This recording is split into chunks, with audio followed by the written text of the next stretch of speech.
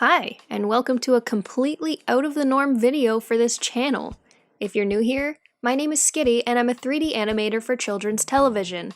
But today, we're not animating anything. Instead, we're gonna build a house. We're gonna go through low poly modeling, UV mapping, texturing, and bringing it into the Unity game engine. I'll explain why I'm making this video in a minute, but first I just wanted to clarify that I don't have any concept art made for the house that I'm building. I'm kind of just making it as I go. The biggest inspiration that I'm referencing for this house is The Legend of Zelda: The Wind Waker, but I'm also incorporating aspects from other cartoony games like Tales of Vesperia and Animal Crossing: New Horizons. It's good practice to draw your reference from more than one source, that way it actually reads as inspiration and not as copying. Anyway, so why am I even making this video in the first place? As I'm sure most of you know, I'm a 3D animator, but a 3D animator is all that I am. As of right now, I don't have any other skills aside from animation. I'm not a modeler, I'm not a texture artist, I'm sure not a rigger, I don't know anything about lighting, and I sure don't know anything about coding. Don't get me wrong, I absolutely love animation. Otherwise, I wouldn't be doing it for a living, but the fact that I am doing it for a living, I feel the need to have a creative outlet outside of animation. So I've been experimenting with different mediums, and what I keep coming back to is that I would love to learn how to make a video game. Becoming an indie dev means learning all of these skills to some degree. So what better way to find out what skills I could acquire than to dive in head first and build a video game myself. Of course, I expect it to be very difficult, and I expect to hit a lot of roadblocks along the way, but if I don't try, then how will I know if I like it or not? And if I'm going to be putting all of this creative energy into this project, then why not take you guys on this journey with me? Because of this, I wouldn't take this video as a tutorial per se, but maybe as a series of learn along with me. I know for a fact that I made quite a few mistakes along the way in this video, but I also learned a heck of a lot on how to do it better next time. Just don't be worried about these videos replacing animation tutorials because those aren't going anywhere. This is still an animation channel. The things that you'll be seeing in these dev videos are things that I would be doing on my own time anyway and thought you guys might find interesting so we could go along the journey together. Maybe I'll do something that you never thought of before, or maybe I'll do something in a really convoluted way that you'll know how I could be doing things more efficiently. I absolutely don't expect to be doing everything right and would love to get your guys' feedback on things that I could be doing better. So let's talk about the game dev. What am I building and what do I currently have done? Well, my goal is to create a minimalist RPG. When I say minimalist, I mean think the very first Final Fantasy game, but much smaller. I want to learn how to make a turn-based combat system in a world that graphically looks like The Legend of Zelda: The Wind Waker with other influences. As I mentioned before, I'm also influencing things like Tales of Vesperia, Animal Crossing: New Horizons. I'll probably incorporate a little bit of Pokemon Let's Go, and any other game I can think of along that cartoony line. If you have any suggestions for inspiration, leave them in the comments below so I can check them out. Wind Waker isn't even my favorite Zelda game, but there's something about that graphic style that's just so timeless, and the simplicity of it just makes it feel really fun. I've wanted to try to replicate that art style for quite some time now. And if I want this project to actually come to completion within the next 10 years or so, I'm graphically gonna have to think on a smaller scale since I'm literally learning every aspect aside from animation. And truth be told, this project may never come to completion. The goal of this project is to learn the skills to see if game is where I actually want my profession to be. At the end of the day, I may love it and find a job somewhere else, or I may hate it and give up entirely. So to keep things on as small of a scale as possible, my current goal is to have a fleshed out starting town with a character that can walk around within it. Now when it comes to what I already have done, this house isn't the first thing that I've built, but it's pretty close to it. I practiced the Wind Waker graphic style on some basic crates and barrels, just to get a feel for it, which I will be bringing into this project at some point, and I also modeled the main character. I followed a tutorial to give her a basic rig that can work with Mechanim in Unity, but the skin weighting isn't quite right, so she's going to need a little more work. But we do have a main character built, so now I'm jumping around between her and the town that she can walk around in. So why don't we start talking about the house that we're actually building right now? The things that I want for this starting town, I want it to feel like a small town, even a little bit isolated from the rest of the world. I want the town to feel like the nature was already there and the structures were built around them. So there was no clear cutting, there was no flattening of the land. It was a matter of settlers showing up and living within the nature. I want the houses and the other structures to feel like they were man-made, and I want to avoid the square house as much as possible. I realize at some point this project may get too large and I may have to resort to that, but at the very least, I want the buildings that the character will actually visit to be as interesting and appealing as possible. Side note, this ramp that I'm currently building on the front of the house is going to look ugly for quite some time, and I'm going to be deleting it and redoing it eventually. I will realize later on that my attempt at a stone path texture is hideous, and I will opt for wooden steps instead, which are going to look much better, so please bear with my ugliness while it's there.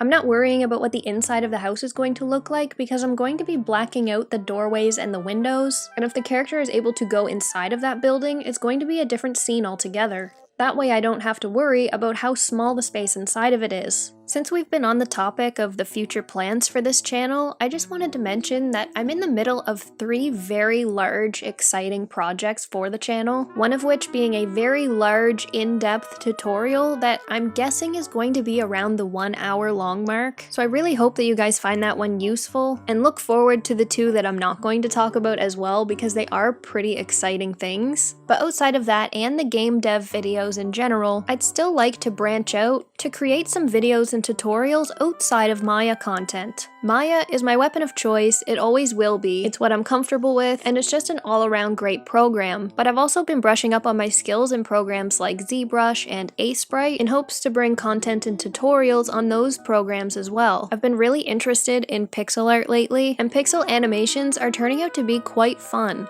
The same animation principles apply to it, so it's been refreshing to bring those principles into a new medium.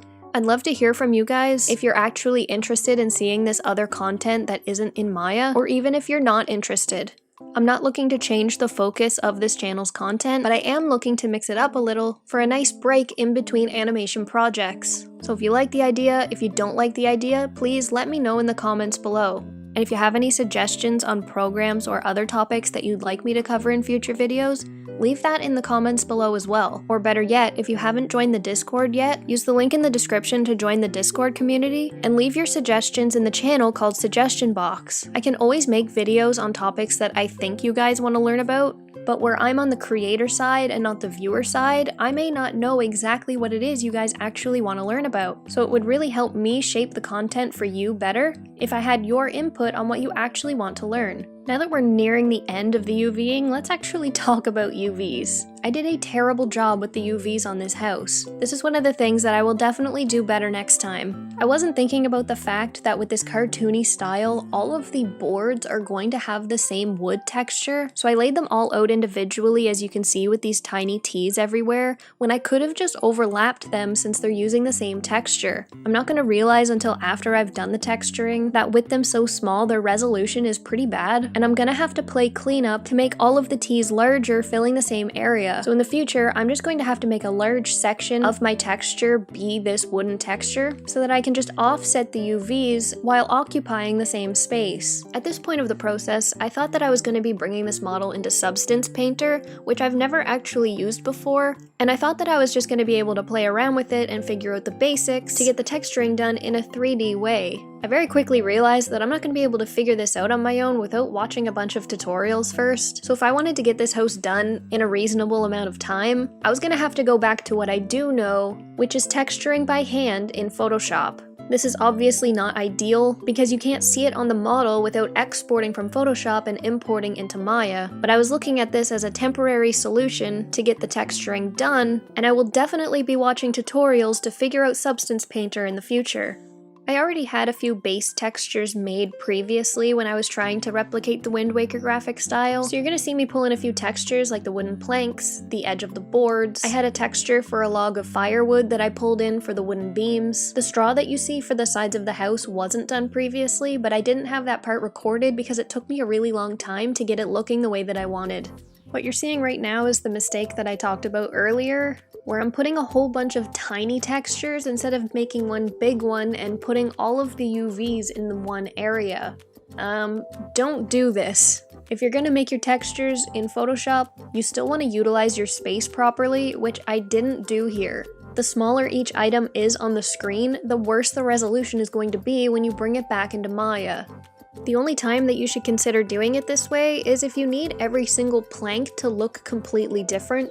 Maybe if you were doing a more realistic game where you needed to weather them differently, or if every plank of wood was a different color. But if you were going that extreme with it, you might want to consider having multiple textures instead, because like I said before, the resolution is pretty bad. At this point, I've realized that my stone texture looks terrible, so I'm going over it with a dirt texture. Keeping with the cartoony style, I've decided to go with the more Animal Crossing approach, where the grass in that game is usually consistent of a bunch of triangles of different shades of green. I thought that that would be a neat touch with the dirt, using different sized circles of different shades of brown.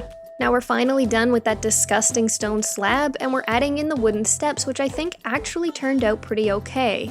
I attached them to the hand railing to make it feel a little more connected, which I think made the steps look like they fit in better. It did take me a little bit to figure out how I wanted the steps to look though. I was pushing and pulling some points around, just trying to figure out how I wanted it to look, because again, I didn't have any concept art that I was working off of.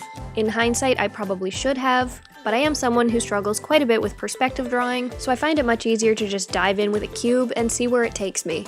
This is the point where I realized how bad the resolution was on all of the wooden posts. So I'm just grabbing the UVs individually, making them larger and overlap with each other, just to make the final output a little bit tighter. I also went through each post individually to make sure that the stripes in the texture are where I want them, that they don't look blown out, and that they don't look copied and pasted from the posts around it.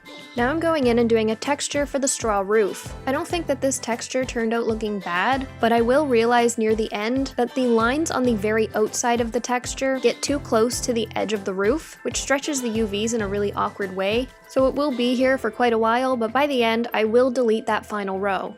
I'm trying to keep these textures as simplistic as possible because I find with this cartoony style, the more detail that you add, the more it muddies up the image. I want these models and textures to have very clear, blocky silhouettes when you look at them from far away.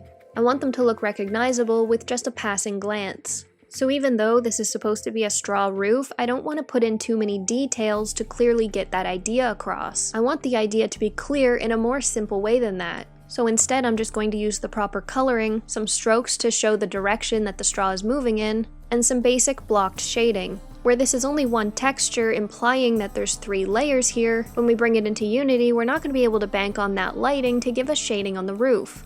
It's going to give us the overall shading, but we still need to imply that second and third layer through shading in the texture. I didn't want to have to do this shading 3 separate times, so I just did the one bottom layer, copied and pasted it for the middle layer, and I flipped it horizontally and vertically so that it doesn't look exactly the same on the same side. The top layer was different enough that I just scribbled that one on separately.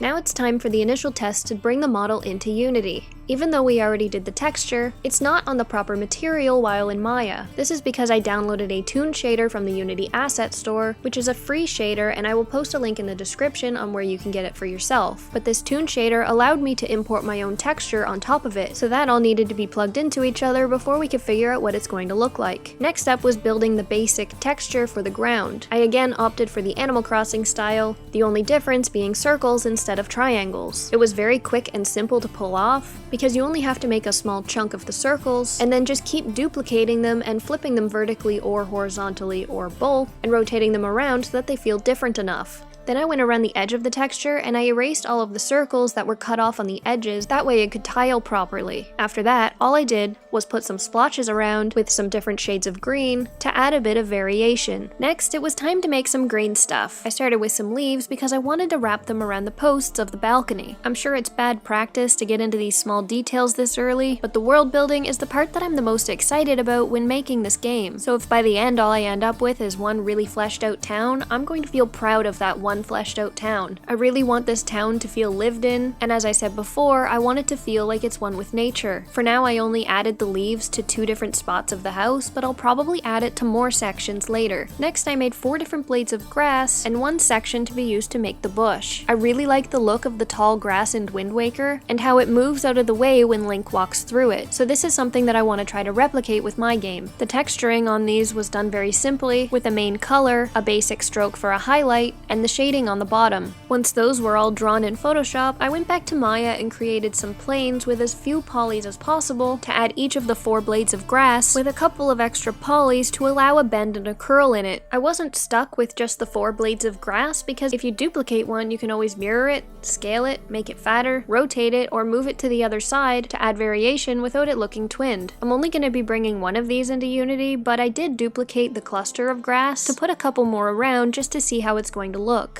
Then I did the same for the leaves and started wrapping them around the posts on the side of the balcony. This part was pretty time consuming, but it was also pretty rewarding. With only the 3 different types of leaves, I had to be really mindful of making sure to mirror, scale, and rotate them so that they felt like different leaves. At the same time, I also had to make sure that they were close enough to the wood while also not crashing through it. This seems like such a simple addition to the model, but this is where I started feeling like this was an actual house that somebody could live in, as opposed to a just copied and pasted house from a generic video game.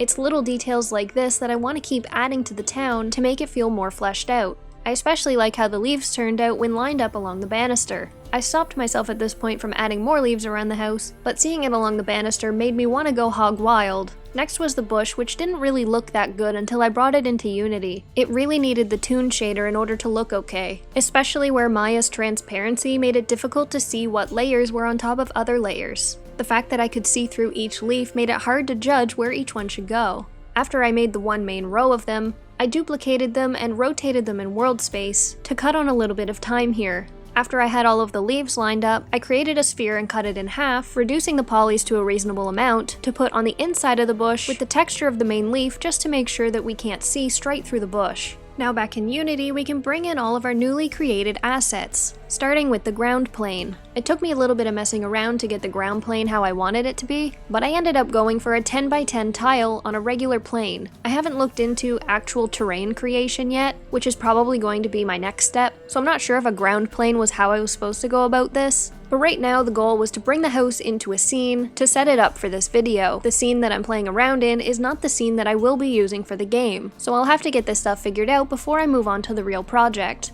If you have any tips on how to create the polys for the terrain, please feel free to let me know in the comments below or let me know on Discord. I'm open to trying anything. And I definitely don't want to leave the ground plane being flat and boring. The next thing that I did was add the toon shader on each individual blade of grass with our new texture on it. I couldn't find a way to add it to all of the blades of grass at once, so I ended up applying the material to each blade individually. Thankfully, I did this before I duplicated the grass, but this feels like a function that should have a way to do it all at once, so if you know, please let me know. After the grass, it was time to do that for the leaves that are on the balcony. This was a bit more annoying because there's more leaves to keep track of. It also punished me for not modeling 1-to-1 in Maya versus what I was bringing into Unity, so I had to go back in and try to line it up perfectly the way that I had it in the Maya scene. I didn't get it exact, so I went and moved a few individual leaves just to make up for the difference. I'm not worried about it being exact as long as there's no crashing. Then it was the same deal for the leaves on the banister. This one wasn't as difficult because it's not actually wrapping around any of the poles. After that was done, I duplicated the grass around to put them around the scene.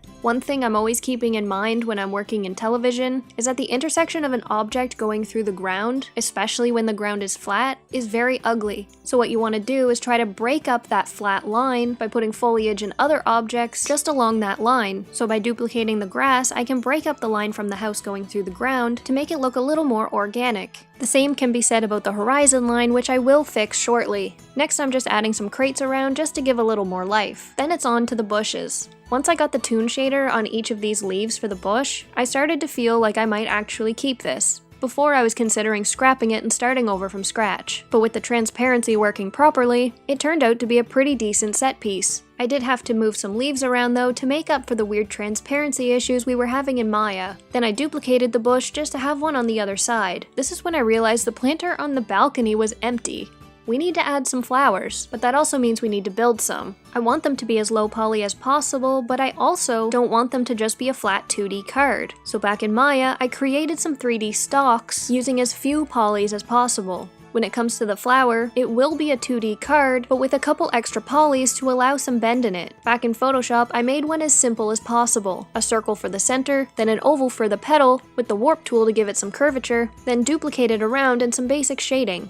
Then back in Maya, I put it on a plane, allowing the center to be further down than the top to give the illusion of depth. Further down the road, I'll probably make one master texture to have different variations of this flower with different colors, but for the sake of experimentation, I'm just going to add it to this texture for now, so we can get the ball rolling and get things figured out. For the sake of keeping with low poly, the flower itself is only going to be 4 polys. There's also only going to be one variation of the flower, which I'm going to scale and rotate to offset them. I will probably also eventually give the flowers some leaves, but that's a discussion for another day. Since I've already drawn the leaves with 2 different color variations, it would take no time at all to add them in as decorations later. Once we get this planter full of flowers, it's time to add some temporary set pieces to break up the horizon line. These are temporary, so I decided to make some basic spheres in Unity and just put a basic green toon shader on them. These can act as hills or mountains, however you want to look at it, just so we don't see that flat line where the ground plane meets the sky. After making these hills, I flipped through some skyboxes to see which one worked best for the scene. Then what's not shown is that I learned how to animate a camera in Unity. This was my first time dealing with any sort of animation in Unity, and I can't say that I fully have a grasp on it, but it is making sense. And now let's see how it turned out.